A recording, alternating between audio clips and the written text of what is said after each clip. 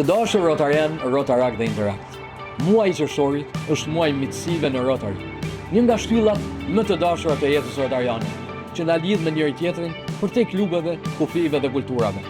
Por ky muaj është edhe më i veçantë për ne, sepse shënon për mbylljen e vitit të parë të distriktit tonë të ri, distrikti 2485 Shqipëri-Kosovë.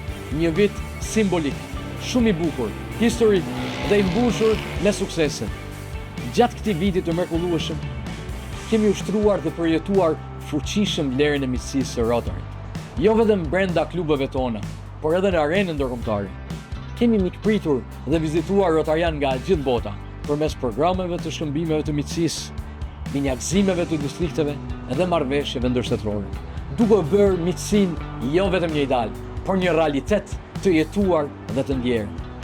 Ka qenë një bashkëpunim i jashtëzakonshëm mes antarëve, klubeve dhe distriktit, i cili është përkthyer në aktivitete konkrete, vizita të ndërsjella, konferenca ndërkombëtare dhe nisma që kanë sjellë jo vetëm projekte dhe ndikim të prekshëm në komunitet, por dhe miqësi më të thella dhe të sinqerta, por gjithashtu mjaft të qëndrueshme.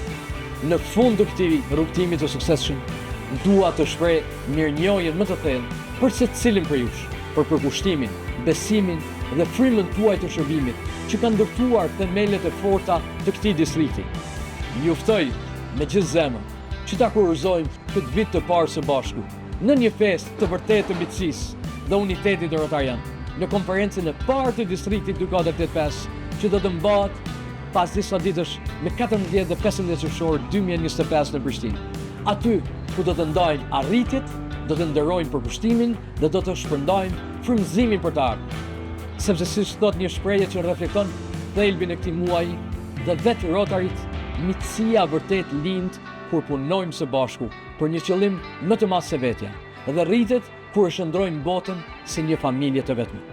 Viti Rotarian po përfundon, por shërbimi, miqësia dhe magjia Rotarit vazhdojnë përtej çdo muaji me zemër të hapur dhe vizion të përbashkët.